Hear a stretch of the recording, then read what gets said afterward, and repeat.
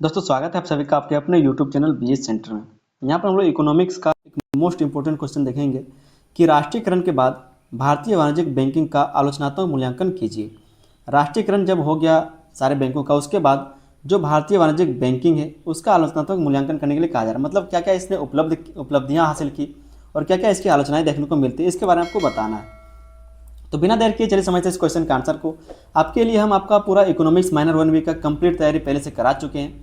एक प्लेलिस्ट हम आपके लिए बना दिए जिसका लिंक आपको डिस्क्रिप्शन में मिल जाएगा, तो जाके एक बार देख लीजिएगा और अपने दोस्तों में इसको शेयर भी कर देना। चैनल पर अगर आप लोग नए हैं तो आप लोग चैनल को सब्सक्राइब कर लीजिए, ताकि आने वाला जो क्वेश्चन आंसर है, जो आने वाला आपका सब्जेक्ट है, उसमें आप अच्छे से तैयारी कर सके। इसके लिए आप लोग चैनल को सब्सक्राइब कर लीजिए अभी के अभी, और उसको ऑल पर सेट कर लीजिए, जो बेल आइकन उसको ऑल पर सेट कर लीजिए, ताकि जो मेरा आने वाला वीडियो उसमें आप अच्छे से पढ़ सके, उसको नोटिफिकेशन को प्राप्त कर सके।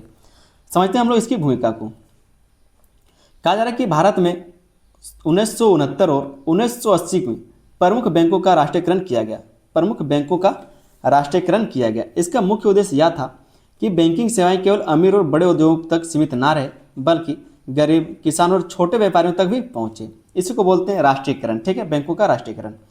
राष्ट्रीयकरण के बाद बैंकिंग प्रणाली में कई सकारात्मक परिवर्तन हुए, लेकिन कुछ कमियां भी सामने आई। लेकिन कुछ क्या है, तो कमी भी सामने आया।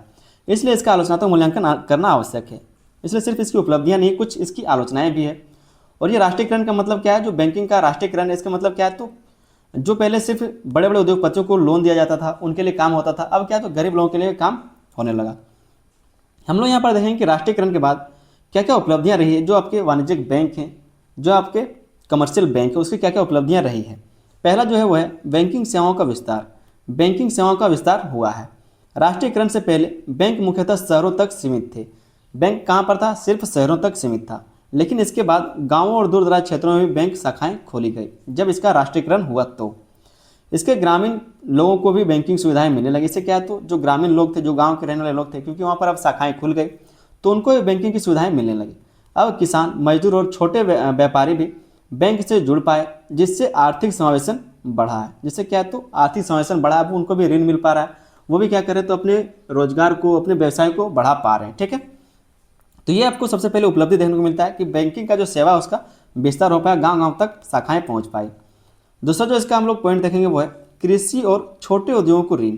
जो कृषि से जुड़े लोग हैं, जो छोटे उद्योग से जुड़े लोग हैं, उनको यहाँ पर ऋण देने के लिए काम शुरू किया गया जब बैंकों का राष्ट्रीयकरण हुआ उसके बाद। तो राष्ट्रीयकरण का एक बड़ा उद्देश्य यह था कि बैंक केवल बड़े उद्योगपतियों को ही नहीं, बल्कि किसानों और छोटे उद्योगों को भी ऋण दे। मतलब जो छोटे उद्योग हैं, जो कुटीर उद्योग हैं, या फिर जो किसान लोग हैं, उनको भी क्या तो ऋण दे, ताकि वह भी अपने व्यापार को, अपने व्यवसाय को बढ़ा सके। इसके बाद बैंकों ने कृषि, लघु उद्योग, शिक्षा और स्वरोजगार के लिए अधिक ऋण देना शुरू किया। इससे ग्रामीण विकास और रोजगार को बढ़ावा मिला है। तो ये सब क्या है, राष्ट्रीयकरण के बाद जो भी आपके वाणिज्यिक बैंक है उसकी उपलब्धियां हैं कि उसने क्या क्या काम किया, क्या क्या बेहतर काम किया है। अगला जो इसका उपलब्धि है वाणिज्यिक बैंक का, वह है बचत की प्रवृत्ति में वृद्धि। अब बचत की प्रवृत्ति में वृद्धि भी की गई। जब बैंक गांव गांव तक पहुंचे तो लोगों में पैसा बचाने की आदत बढ़ी है। पहले लोग क्या है, तो सिर्फ खाने पीने में पैसा खत्म करते थे, लेकिन अब क्योंकि पैसा रखने का सुविधा मिल गया, सुविधा मिलेगा तभी तो लोग जागरूक होंगे। तो जब सुविधा मिल गया पैसा रखने का, तो लोग बचाने का आदत भी ढाल लिए।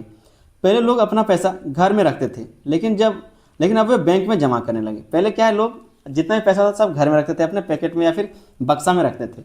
लेकिन जब बैंक बन गया, रखने के लिए जगह मिल गई, तो अब लोग क्या करते हैं, तो सभी, चाहे वो गांव के हो या फिर शहर के हो, सभी क्या करते हैं, तो बैंक में जाकर के पैसा जमा करते हैं।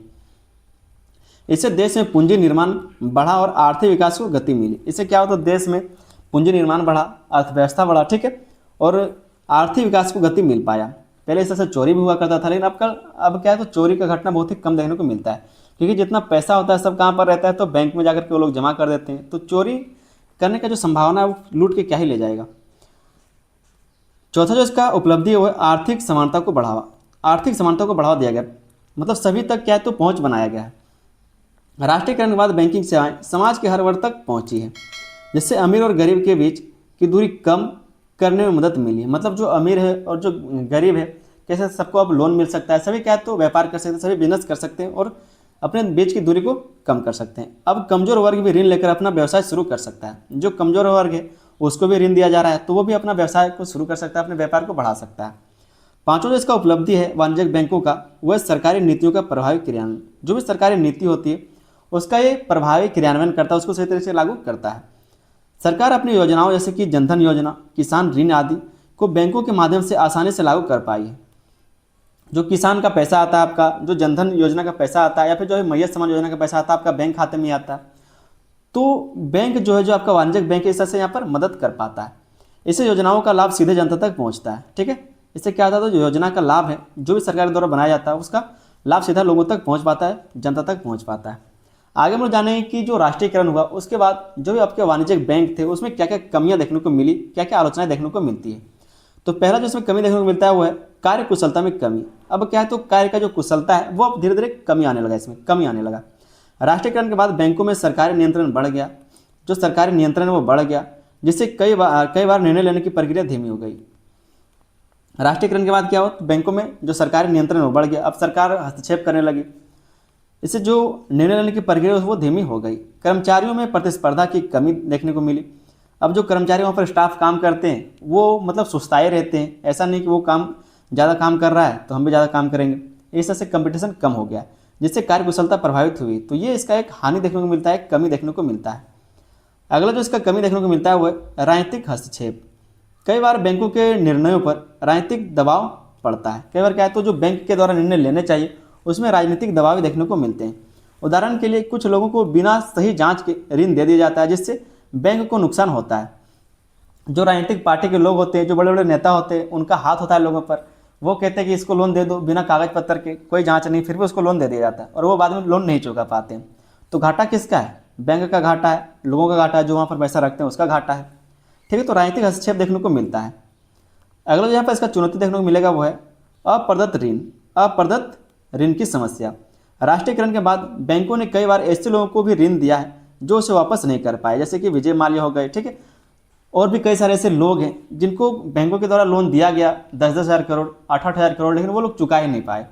इससे बैंकों के खराब ऋण बढ़ गए। इससे क्या होता है, जो बैंक का खराब ऋण था वो बढ़ गया, जो आज भी एक बड़ी समस्या है, क्योंकि जब इतना बड़ा रकम कोई लेके चला जाता है फिर वो जनता को कैसे चुकाएगा, जो बैंक है वो लोगों को कैसे अपना पैसा चुका पाएगा। चौथा जो यहाँ पर हम लोग को कमी देखने को मिलता है वह लाभ कमाने की क्षमता में कमी। अब लाभ कमाने की क्षमता में कमी आई बैंकों के राष्ट्रीयकरण के बाद। सरकारी बैंकों का मुख्य उद्देश्य सेवा देना होता था, इसलिए वे कई बार लाभ कमाने पर ध्यान नहीं दे पाते।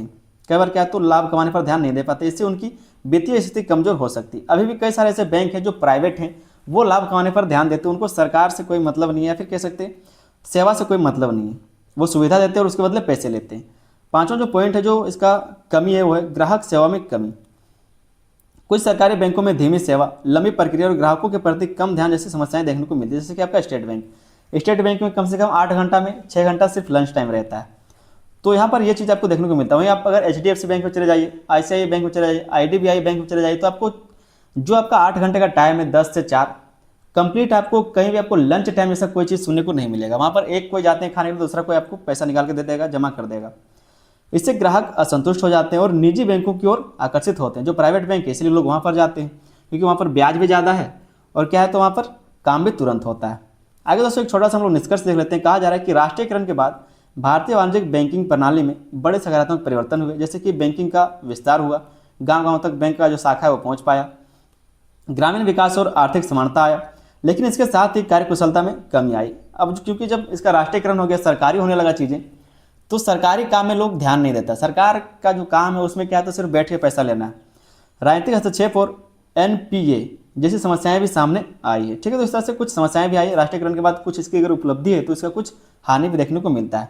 उम्मीद करते हैं क्वेश्चन का आंसर आपको समझ में आया होगा। चैनल पर नहीं तो आप लोग चैनल को सब्सक्राइब करके बेल आइकन को दबाकर उसको ऑल पर सेट कर लीजिए, ताकि आने वाला जो मेरा वीडियो उसका नोटिफिकेशन आप तक पहुँच जाए और आप अच्छे से सारे सेमेस्टर में सभी विषयों का तैयारी कर सके।